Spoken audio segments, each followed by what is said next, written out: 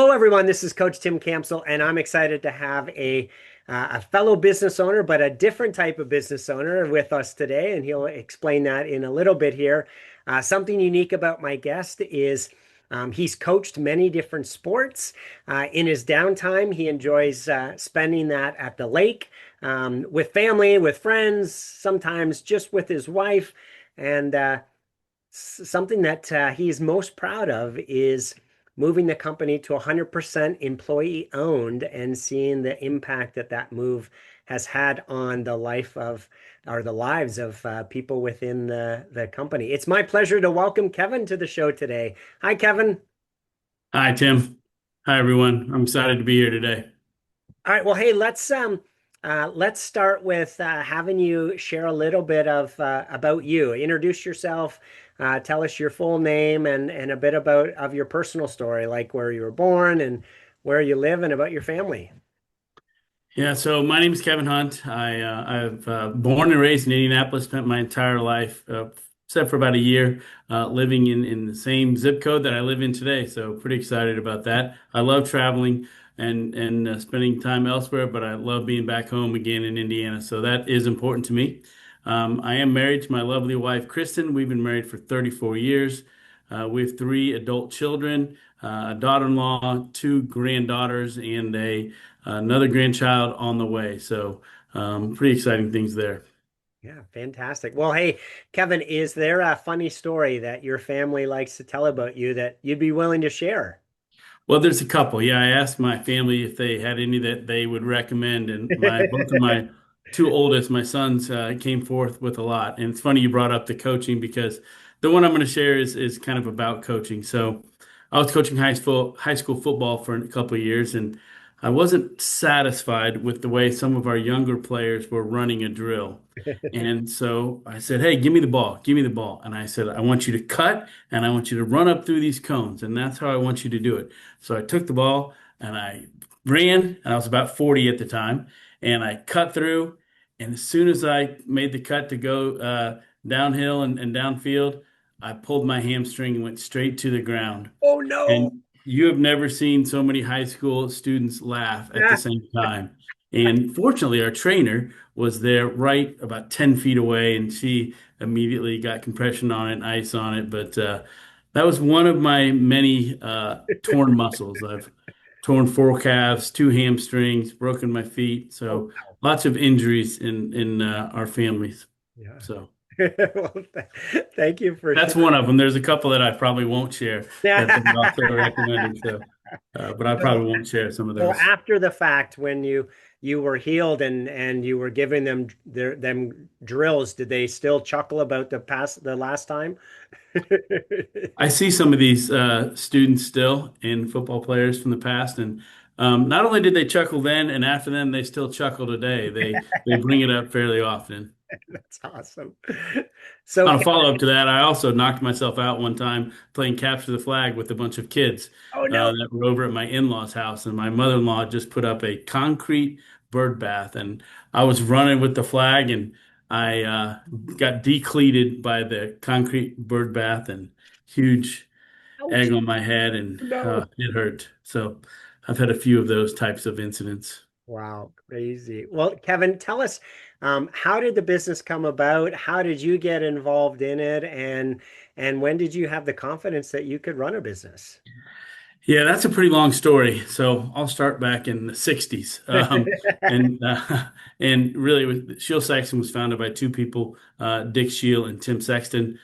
Still carries the family names today. And we made a decision a long time ago that we wanted to carry that forward and not change the name ever. So I joined the company in 1989 as a summer laborer, as a summer really just working in the field. I got an opportunity to move in and do an internship that fall.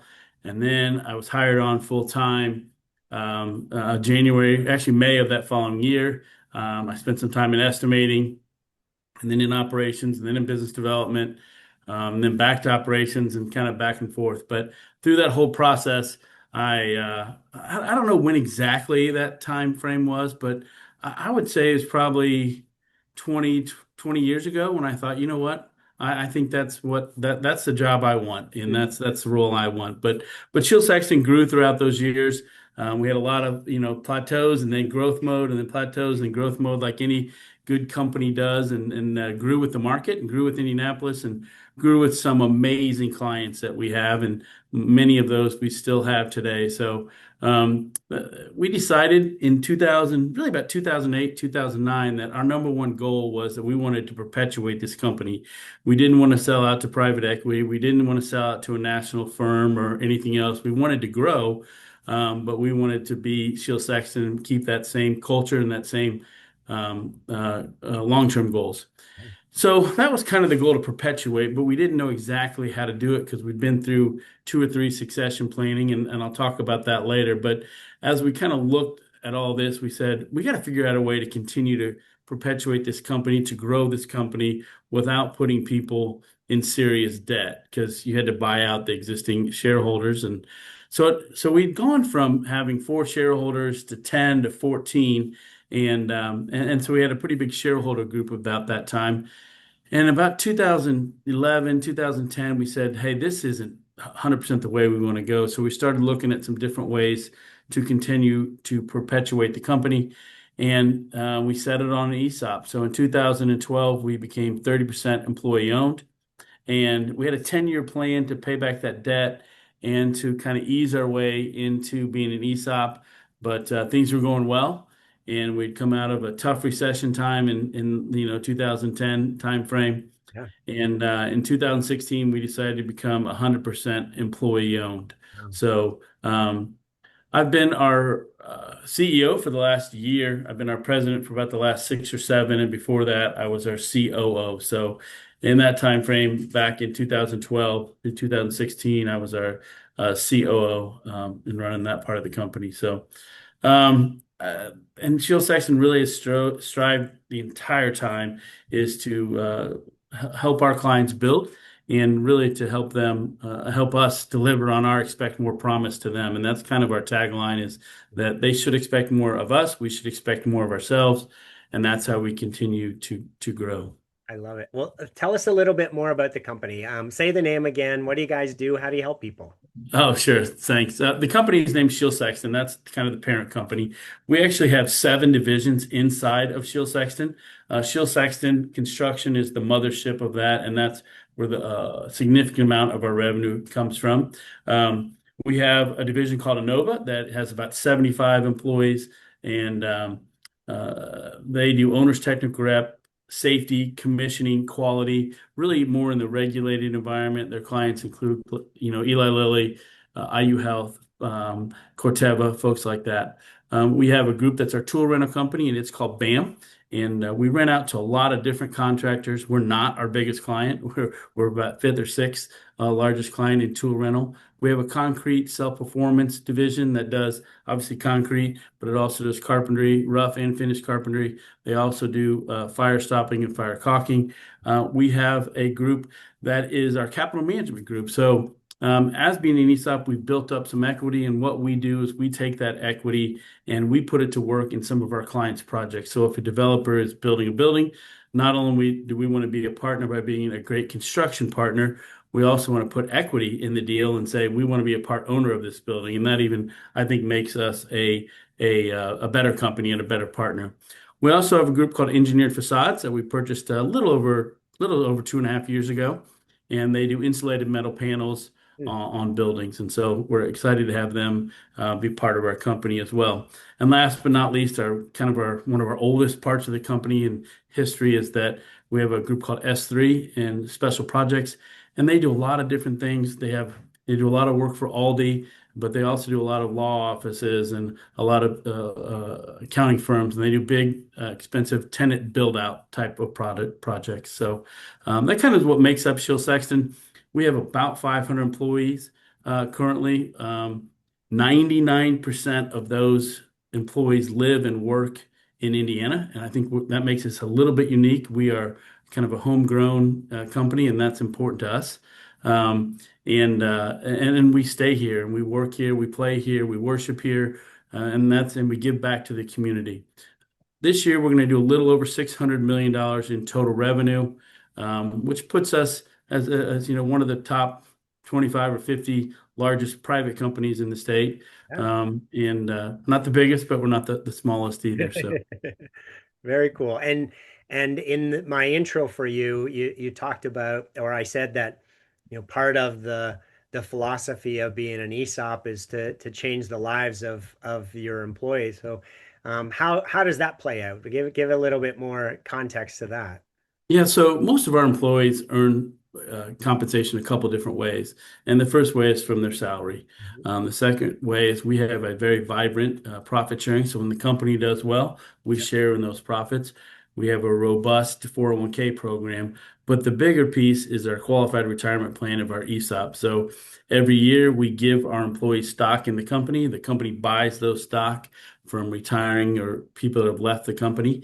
We buy those stock and then we give it to everyone else. We do that through the federal government. It's a ERISA qualified program. But so employees build that up, and when they leave, it's their money to go when they retire. And so no different than going out and buying Eli Lilly stock, for example. Instead, you're buying stock in Shiel Sexton. Our return since really 2016, we've had about 20 to 25% return. All that is you can't buy our stock. Nobody can go out and buy our stock. It's only we can give it to employees. Yeah. But and we have a third party company that comes in and does a valuation every year. It starts in about a month, Yeah. and they set our stock price, and it's based on our equity, it's based on our cash flow, and it's also based on a couple of publicly traded companies that see how their stock is doing in the market currently. So a lot of factors that play into that set that price, but it's a huge qualified retirement plan. Fantastic. Well, hey, Kevin, we know that successful businesses, and you mentioned it earlier, can get stuck at various stages of their growth. So tell us about one of your biggest challenges and how you worked through it. Yeah, so I think one of the biggest challenges we have because we're, over 60 years old and we've had been through a couple of different ownership structures is setting forth that succession plan. And we spend a lot of time thinking about our succession plan, looking at how we're going to do it. And we really break this down by every single employee in the company. If you're currently a project engineer, you should be growing to a project assistant project manager or a project manager. So how do we backfill those people? And that's part of a succession plan. And so we do that for every position in the company, and we have it all color coded on a org chart. But then on top of that, we took our kind of 30 or so leaders of the company and we asked them, what is your plan? When do you want to retire? What are your goals? And we really sat down and we listened to them and listened to what they want to do and how they want to do it. And then we kind of put that into our plan to say, okay, Sally wants to work for 10 more years. And so who are Sally's two or three people that might backfill her? Or, Johnny wants to work for 15 more years. And so it's a different runway. But we did that for every employee, looked Wow. at every single person. Mike Dilts, who's our executive chairman, and I have spent a lot of time. He was our former CEO, been with the company since the mid 80s. We spent a lot of time looking at that to make sure we go back to that same goal we had in 2008, which was to perpetuate the company. Yeah. And to do that, we want to make sure we have people in place, trained, the right skill set with the right background ready to go. So when Sally or Johnny step out of their position, somebody else is ready to step in. And part of this isn't, it's more about pushing people up, Hmm. right? And then, rising up. You want to pull your team with you.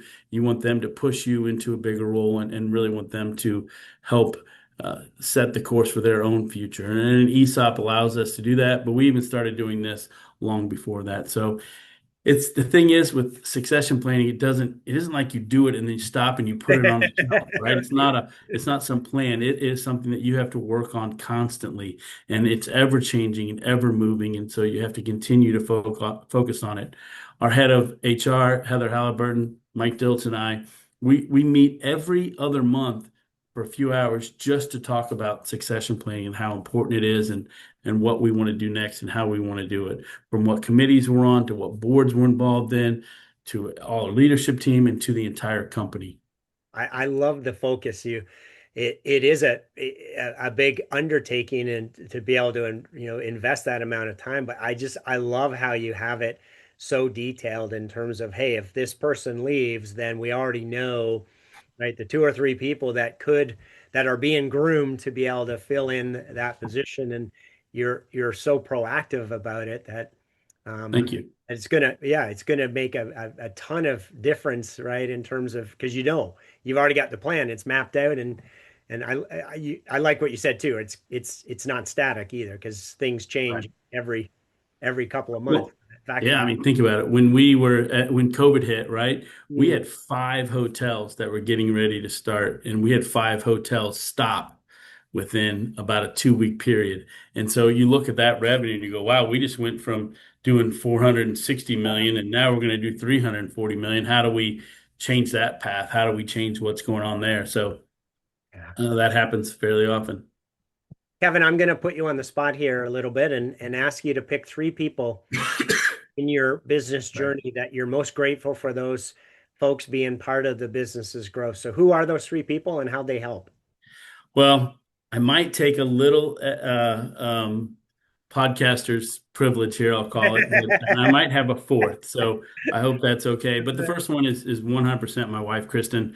You know, as you can imagine, running a business with 500 people, 600 million, there's frustrations that happen throughout the course of a day, throughout the course of a week with our projects, with our clients, with our employees, whatever it might be. And, you know, we've been married for 34 years. We started dating in 1984. So we've been together for a long time. And Congratulations. she's kind of the rock. I know she's not in the business. She's never worked at Shiel Sexton. She's confident she never will work at Shiel Sexton either. But but she's the one who kind of keeps me grounded. She's the one that builds me up, pats me on the back, makes sure everything's okay, and make sure our family's running great. So that's number one. Mm. The second one is Mike Dilts, and I've mentioned Mike earlier. Mike's our executive chairman, was our past CEO, past president, and you know one of the things that I've really enjoyed about my relationship with Mike is that A, we get along really well, but he's also been a great mentor. And I think about coaching and I think about watching film and getting ready for a game or for a practice. And one of the things you get to do is you get to watch the other team. You get to watch yourself. Well, I've been able for the last 25, I've been at the company for 36 years, but for the last 25 years, I've been able to watch Mike and watch how he does it, how he interacts, his Mm. relationships, how he handles things. So I've been able to watch film for a long time. So, and Mike's been very gracious in including me in things for probably before my time that I should have been, but um, it's been great. And the next is Andy Shiel. Andy Shiel passed away about 13 years ago or so, but he was the son of one of the founders, Dick Shiel, and ran the company for a long time. And early in my career, in my 20s and 30s, Andy really took me under his wing and said, "Hey, here's how you run a business, and here's what you do." So Andy's one of those. And the one the one I did have as third, but I moved him down under Andy was Dan Murphy. Dan was our CFO for about 15 years, and Dan came from public accounting and came from audit and treasury and for a lot of different companies. But he joined us and really helped lead us through the ESOP, lead us through our growth into being a more profitable company and building that equity and building that strength. And the thing I love about Dan is, yes, he helped me with my own personal financial acumen, but you know, there's people that rely on a lot of their feelings and their emotions, and I'm one of those folks. Yeah. Dan, not that he doesn't rely on those, but Dan is also very black and white, and he puts the facts in front of you and says, "Okay, make the decision." Yeah, But it kind of helps cut through all the red tape and says, "Hey, here's what we need to do." So Dan Murphy would be that fourth one that's really had an impact not only on me but on Shiel Sexton. that's awesome. I love that that you've had that network and people to rely on and most importantly, I love that your wife plays that role for you because it can be lonely at the top, right? And the stress, frustration. Yeah, so Yeah, having that it rock at home is so important. that is, and you know, if I have something going on at night, or you know, chicken dinner, or early in the morning, she's always there to support and always there to be a great a teammate. We used to say that when we were early on in our marriage that, hey, we're on the same team, right? And so we got to work towards that common goal, and we do a pretty good job of that most of the time. Fair enough, Kevin. That's awesome. Hey, the path to building a successful business has a lot to do with our mindset and the learning that we gather along the way. So, what would you say has been your biggest learning as you've been running this business? So I think the first thing is I say people first, and then I always say usually say first things first, right? And what is that first thing for you? And it's different for everybody, and it's different in every situation, you Mm, know. And so I think one of the biggest things that I've learned is that yes, we've built some great projects and built some amazing things for a lot of our clients, but it's still a people business, and our clients are people, and we have to choose good clients, and they have to choose good partners. yeah, But our 500 or so employee owners are what is it about? That's our success, and that's where we have to invest our time, our finances, and our really our appreciation and our hard work is into those people because they're what's going to propel us into the future. And sometimes you lose sight of that, right? Because you're worried about is this job going to get done, or is this project going to get started right, or are we going to win this job, or what company should we look at from an acquisition standpoint? And I have to remind myself sometimes people first, and then keep first things first. And when we bring new people into our company, I think I tell them, look, we have 55 superintendents that work for us, and whatever decision you're making, whether it's on the type of cups you're going to buy or the decision on a healthcare decision, I want you to think of that 38-year-old, 40-year-old superintendent that has three kids that's out there working every day, and how does it impact them? And yeah, I think that's been a big part of my leadership and my style is we've got a lot of employees here that work their tails off every day. How do we make sure we give back to them, and how do we make sure we give them the tools to succeed? And a lot of time that's in our communication, it's in our time, and it's in our talents. it's certainly a different perspective from the public companies that are all about giving back to the shareholders versus giving back to the employees. I love that. It, it, it's so funny you say that because, Dan Murphy was our CFO and on our board still today. Um, and he reminds me of that. He's the one that kind of pulls me back sometimes and says, Kevin, remember, or we have to make sure we're bringing shareholder value. And so there is a balance there, right? You have to still make money or you're Yeah. not going to be able to Yes. serve your clients or your employees. And if you're failing as a business, all of this fails. So Yeah. make sure you're being successful. The other things will fall in line, but you have to have a little bit of both. You have to have that financial success and that growth Yeah. while making sure you take care of your people. And what I internalized as you were explaining that is your strategy to delivering shareholder wealth is people first, right?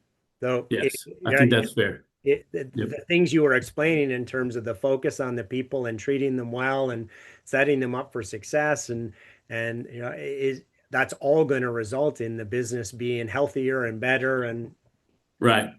yeah, Yep. I love it. That's awesome.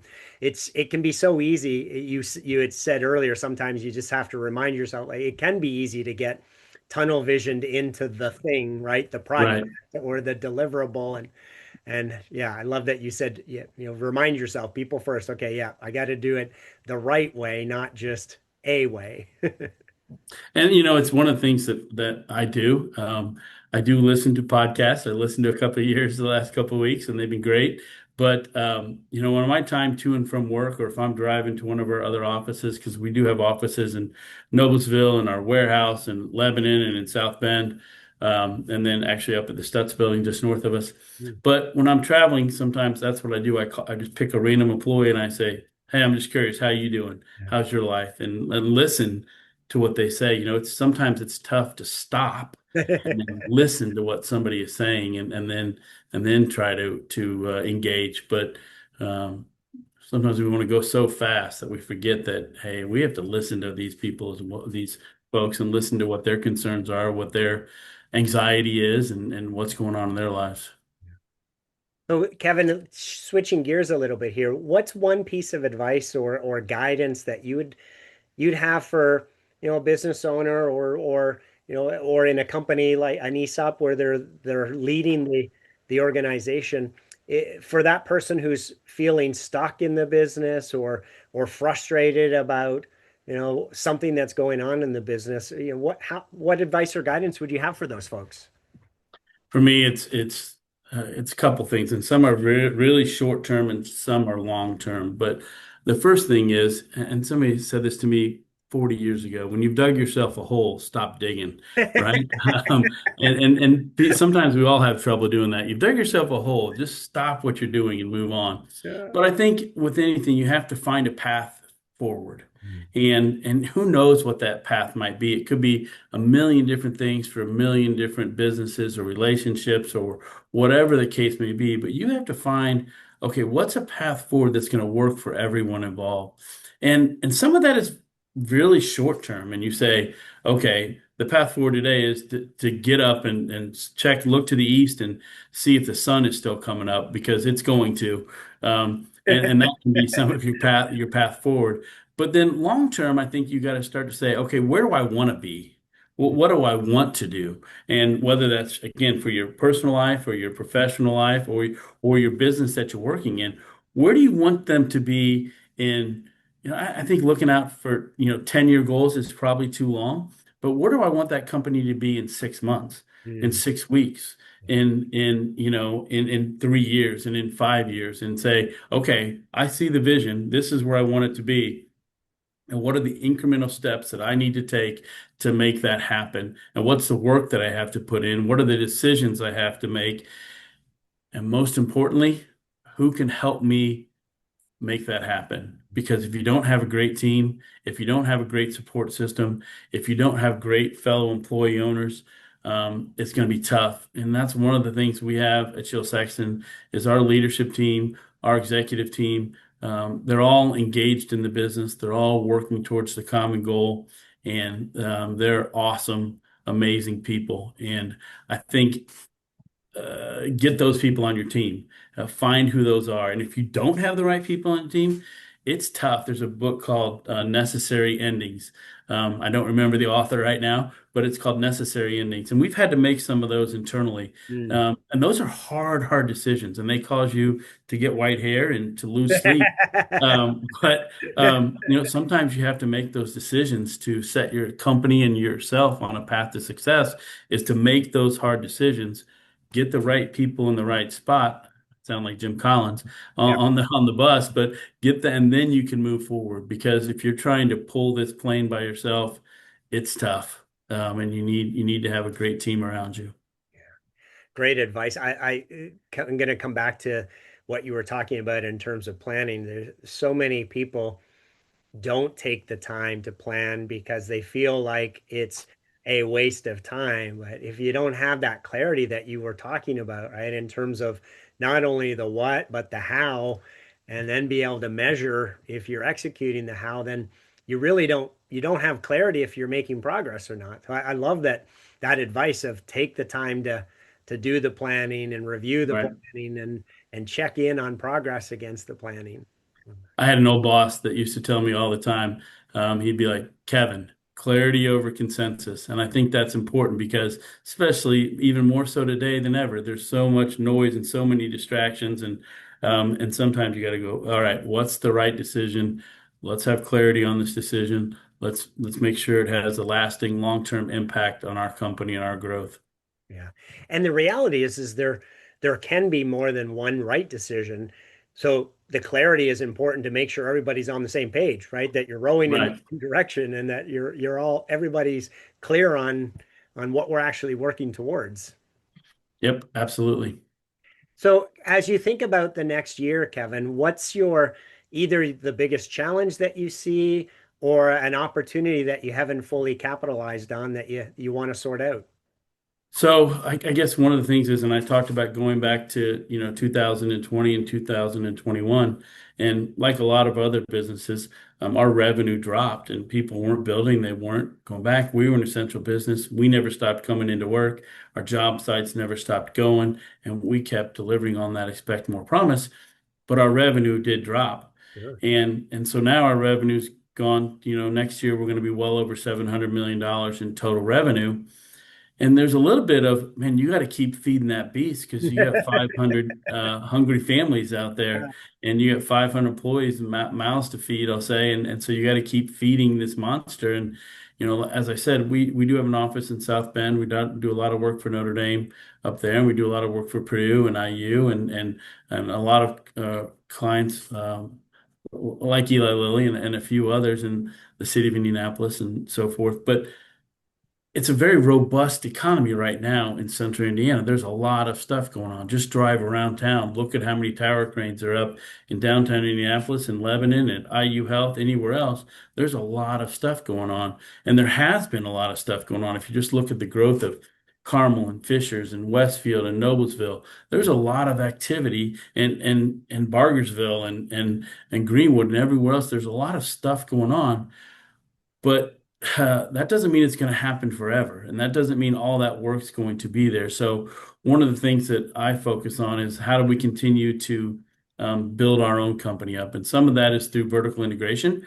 We're continuing to become more vertically integrated. We're looking at a lot of acquisitions and to take that next step and to continue to feed that beast. The last thing is building great teams, and it doesn't matter if that's an individual project team, like if we're going to go do a project for whoever it might be, whatever client it might be, we need to have an awesome superintendent, project manager, accountant, and then our support teams, and that whole team needs to be solid. And you have to put that team together, and that's important.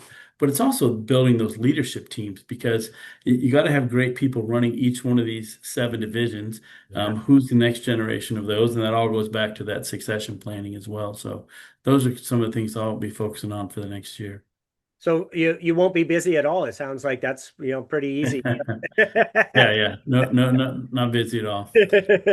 Yeah. I have kind of, I mean, there's a couple things that I'm very involved with. One is the Indianapolis Chamber of Commerce, and then I've been on the board at Forum Credit Union for over 20 years. I've been the chair for the last 5 years. But I have kind of limited back a little bit on some of my involvement on other outside boards because I thought, you know what?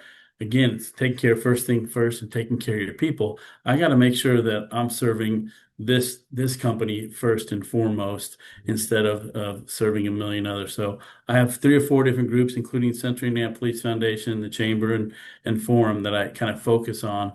But I've also kind of pulled back maybe from some of those. And one of those was coaching. I coached, you know, football, basketball, baseball, and soccer. And I said, and I was going to officiate after I stopped coaching. And I said, you know what? I need to focus on this company and not focus on blowing a whistle on Friday night. I love the first things first. You've mentioned it a few times that it really helps in that decision making, right? To be able to Right. know this is what matters most. And if I can't achieve all of the things that I need to from a time commitment and a execution standpoint, then I've got to say no to other things. It sounds like it must be very helpful in terms of prioritizing. It does.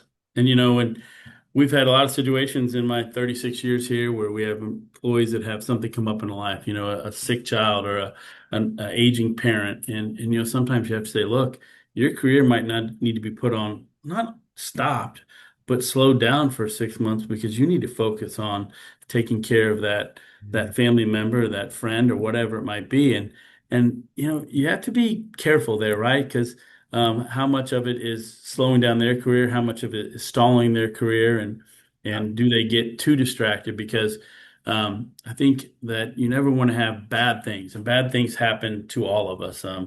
I found out when I was 20 that I was a type 1 diabetic, and so I've had that. I've lived with that for, what would that be, 37 years now. So there's bad things that can happen in your life, but don't let those 1 or 2 bad things ruin these four or five other really, really good things. And what I try to tell people is I understand that something's going on in your life. Deal with it, handle it, do your best job you can at it, but don't let it ruin your career. Don't let it ruin your relationship with your spouse. Don't let it ruin your relationship with your children.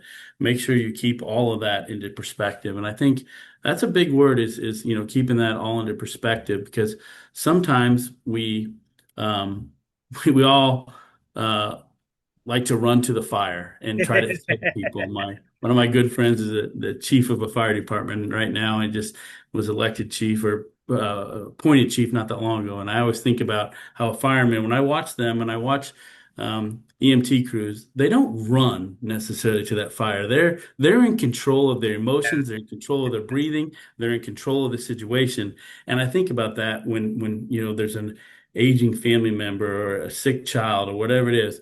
Hang on, make sure you're in control. Make sure you're in control of your life, your career, your family before you just run into that situation. And I watch those first responders and police officers as well. I watch and see how they handle that situation and how they're trained to handle that situation. I'm sure the military is as well. But they're controlled. They have their emotions in check. They have their breathing in check. And I think about that a lot with our own employees. How can they make sure when they're not running to that situation, they're uh, getting there fast, but not out of control?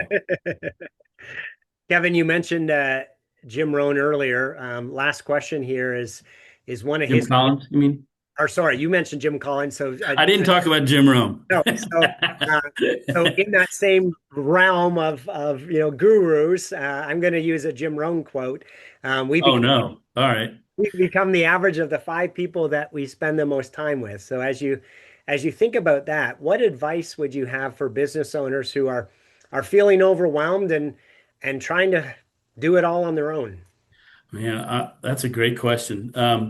I, uh, I think the first thing is you got to have a great sounding board. I have a really good group of people I work with, both of our COOs of Shiel Sexton and our trade groups, a guy named Matt Barnes and Chuck Scholler and Tim Isle, who runs Innova. I have a great group of people here internally and Heather and John Andrews and a lot of other folks here that I have a good sounding boarding relationship with. But there's some things that you need to have good sounding boards outside of your work as well, because those can dominate. So what I try to tell people is, I don't know who it is, but make sure your friend group, your business group, your associate group, whatever it is, that you can call them, especially in your 30s and 20s and 40s even, and say, okay, wait a minute, should I lease this car or should I buy this car? What's your opinion of this? And I have a really solid group of friends that I talk to most of them fairly often. And some of it's relationship advice, some of it's work advice, some of it's financial advice. But I have a really good group of people and family, my brothers and my sisters, that to bounce ideas off of and get their opinion and try to get some different opinions as well. And I think that's important. And people that live in isolation, people that don't communicate or don't have that sounding board, it's really tough to live in a vacuum and to not be able to ask other people their opinion. It doesn't mean that you take their opinion. It doesn't mean that you ignore it, but you listen to it, you take it in, and you listen to two or three people, and it really does help get you to the best decision for that situation. So that's my kind of biggest piece of advice is listen to people, ask questions, and really take the time to understand why they're saying it and what their perspective is. And I liked what you said. It's not about taking exactly what they're saying, but it's to help you inform you to make the best decision. I love Right. it. Yeah, that's very cool. So, Kevin, it sounds like you've been blessed with some incredible people in your business journey. If they were all here today, what would you want to say to them? Oh gosh, I think I just say thank you. It's been not that it's over. I've got a lot of years left, but thank you for all your support. Thank you for your um, opinions. Thank you for your correction at times when people start veering, off a little bit. And a lot of them have said, "Hey, you know what? You seem to be getting a little off kilter here." So thank you for the advice. And thank you for being there and for being a friend. Awesome, Sounds like Kevin. a song. Yes, yes, let's turn it into one. We'll have you record that next time. No, I do not play any musical instruments, and I can't carry a tune, so that is not going to happen. I know a lot of lyrics to songs. I just can't sing them. Perfect. Kevin, it's been a pleasure speaking with you today. Thanks so much for being on the show. Thank you. I appreciate it. Thanks for listening to the Self-Made is a Myth show. Please help spread this movement by liking and subscribing to our show and following us on Facebook and LinkedIn. To join our movement, go to bemadtogether.com. Okay, folks, that's a wrap. Please pay it forward and be sure to tune in next time to the Self-Made is a Myth podcast.